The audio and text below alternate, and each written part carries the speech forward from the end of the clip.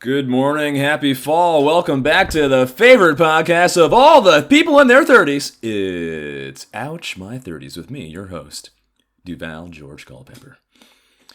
Where am I at? Okay, I had a little pain snafu. It's so funny. All right, well, I started going to therapy, and again, started going to see a therapy woman. Dr. Quinn, therapy woman.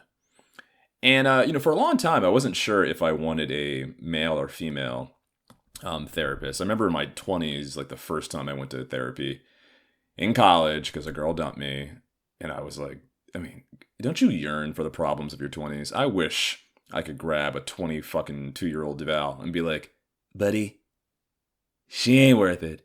And it gets worse, Because I'm sitting there in this Pace University, therapy, counseling center or whatever. And I'm like, I just feel like I've never connected with anyone before. Like this corny white girl from Michigan, she just really understands me. And I just feel like we can have a mutual together. That's how I sounded. God, it was embarrassing back then. And now I'm in therapy being like, bitch, what am I going to do about this arm pain? So anyway, I always felt more connected to a female therapist. And then time went on and I started to hate my mom a lot more. And then I was like, man, I don't want to talk to no bitch about nothing. Goddamn lying. Strumpets. Can't tell me shit. And then I, for the first time was like, I'll talk to a dude. And that's the thing. I think, the brotherhood of men, you take for granted the brotherhood of men in your 20s. Because, dudes are just always... Everyone's single and has nothing to do in their 20s. All of your male friends. Every single one of your male friends in your 20s ain't got a goddamn thing to do. But in your 30s, either because they've become wildly successful or got some girl pregnant, dudes' time just disappear. And so does their time to hang out with other dudes. So I think you take for granted that in your 20s and your 30s, you're kind of like, I don't have a dude to talk to. So now I've been more comfortable speaking to a male therapist that I went to a little while ago, and I didn't follow up because I have commitment issues, and I'm a flake, blah, blah, blah.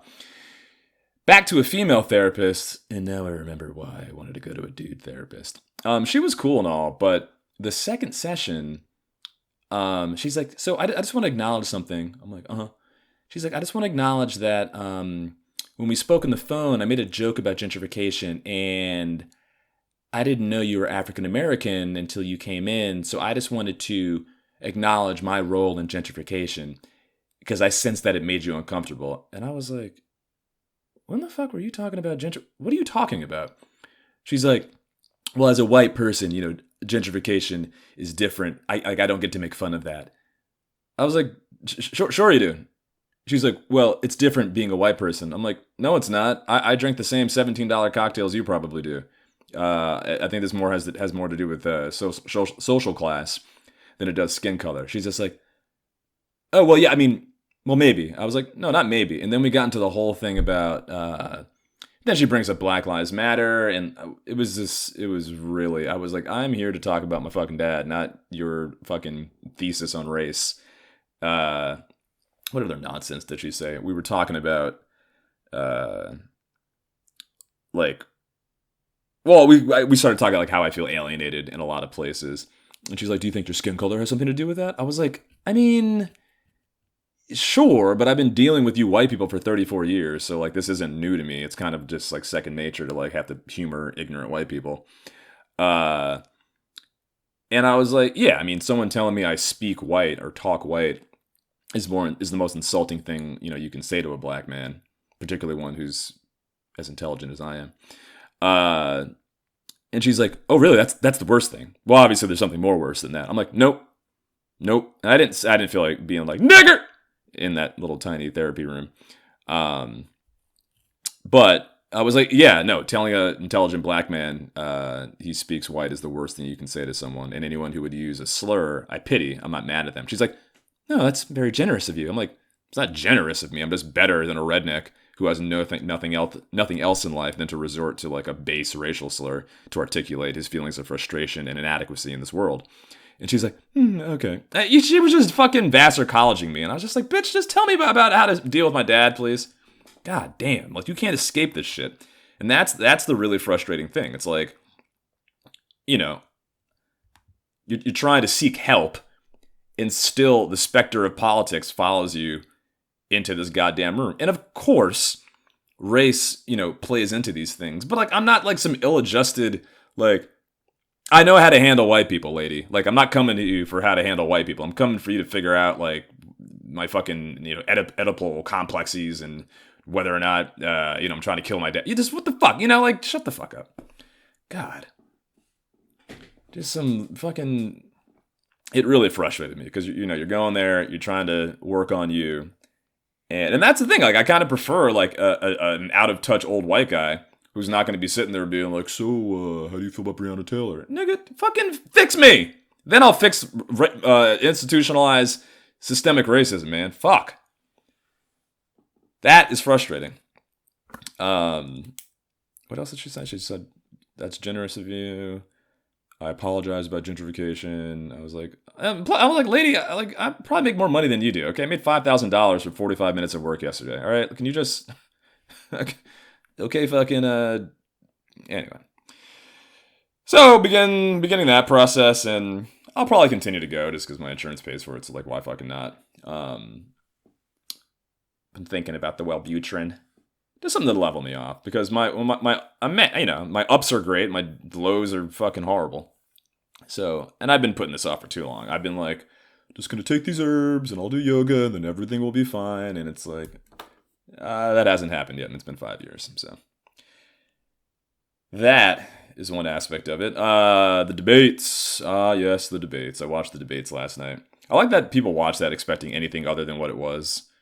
Like what, you thought Biden was going to be articulate and be able to interrupt Trump, and Trump was going to be quiet and an inspirational leader who would flaunt his... He has a few successes in his presidency. Whether you like him or not, he has done some things to his credit. Whether they appeal more to his base or not is one thing, but the guy has an argument for why he's done okay so far.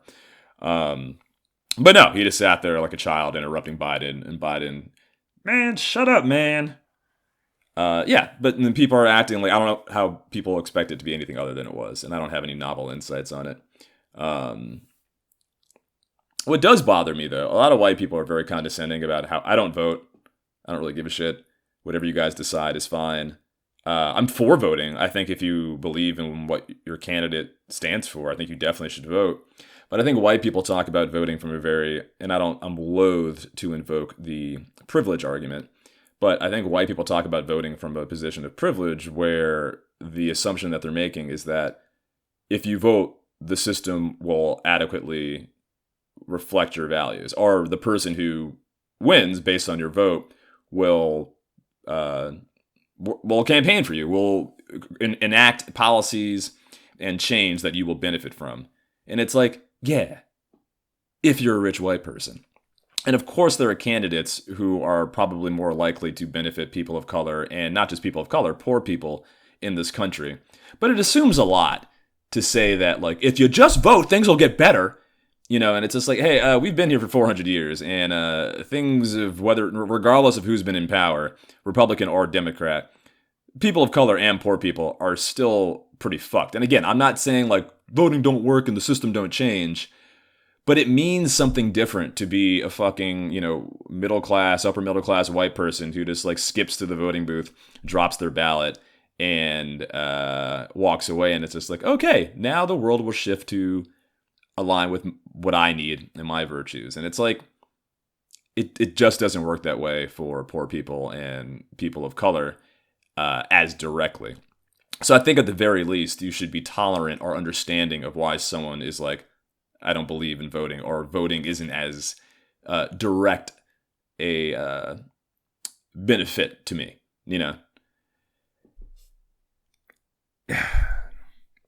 Because everyone's like, did you vote? Did you register to vote? Because also it's how white people talk about voting, because it has more to do with them getting their person in power. And then, because, like white liberals do this all the time. They co-opt black pain and black movements to further their own agendas, right? Like white feminists do this with Black Lives Matter. They show up to a Black Lives Matter protest, and then slowly their pink pussy hat comes out.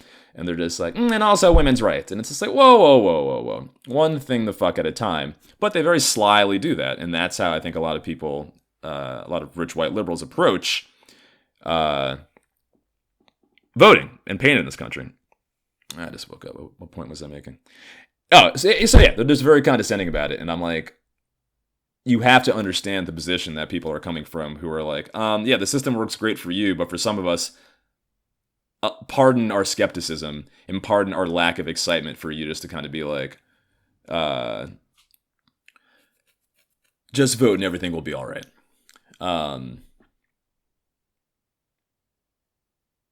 Again, because that co-opting of issues and movements really is what kind of frustrates me. Even like with Ruth Bader Ginsburg, you know, it's like there's this weird co-opting of black movements to serve sort of upper middle class white agendas.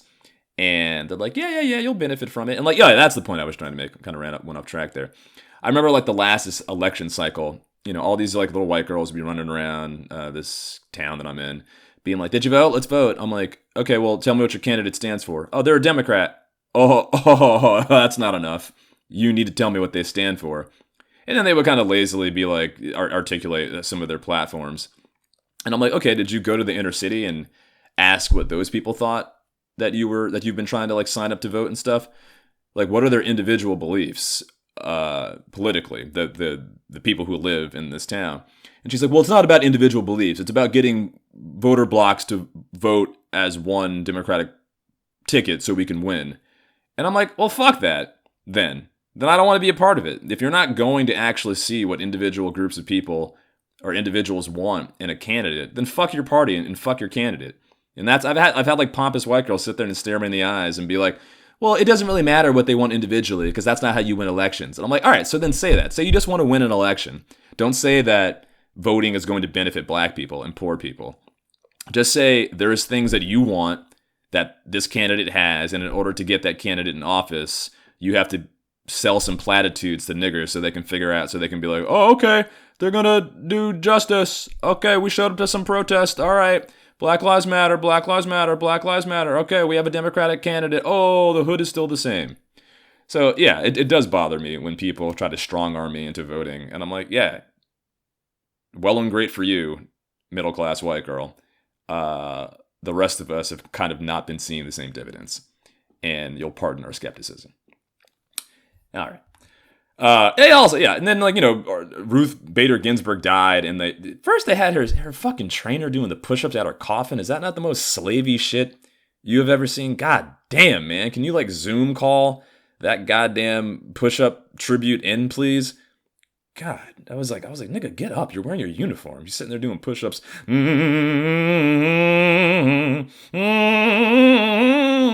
patron, isn't there not a better metaphor for the point that I'm trying to make than a dead white woman in a coffin with her fit, able-bodied black man doing push-ups at her feet, her dead feet? Fuck that. I was not a fan of that look.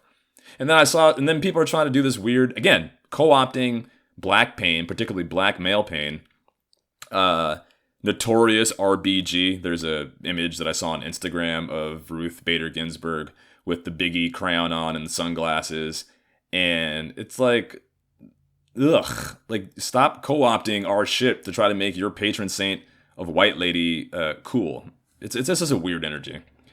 Again, white feminists co-opt black pain to serve their political agendas. All right. It's personal pain and politics with Duval. What else? Yeah,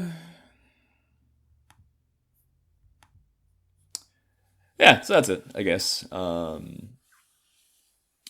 Family life is still more or less the same. I'm just, you know, mom's delusional, detached from reality. Father, I guess, is also believes God has all the answers, which is always a refreshing way to address long-standing personal family trauma. It's all due to God. How dismissive and a negating of your own pain. Yeah, I don't know what the fall's going to hold, guys. I mean, how long has this been going on? We've been doing, I started this most recent iteration of this podcast like 7 months ago. And here we are, still going. I hope we don't lock back down again, but if we do, we will find a way to persevere. And then we'll elect Joe Biden. Joe Biden will be president. Got some good folks in there. Kamala is a fantastic legislator. She'll do a great job. She's going to come in. All right, anyway. That's a shitty Obama. Also, because Trump went like kind of full 80s yuppie there. I was waiting for him to say this. He hadn't said it yet in his presidency, I don't think. He was talking about China to Joe Biden during the debate. And my favorite 80s yuppie line is, I'm gonna come down there and eat your lunch. If you don't get Bill on the phone and get those stocks sold, I'm gonna come down there and eat your lunch. And Trump goes to Biden. He's like, China ate your lunch. It was just a very 80s yuppie line. I don't think Biden heard it. I think Biden was drooling when he said that. Shut up, man. Such a fucking nightmare. But just vote and it all goes away, right? Nuh-uh. I don't think so. And then again, hearing these two candidates talk about, I think Trump said the African American population community. Again, like whether you're a liberal or conservative, the way African Americans are talked about in this country, it's just like so fucking objective or objectifying. It's just like we're this solid block of individuals. And even Biden's had his version of it too. Like if you don't know whether or not you're going to vote for me, you ain't black. Like, let me be an individual.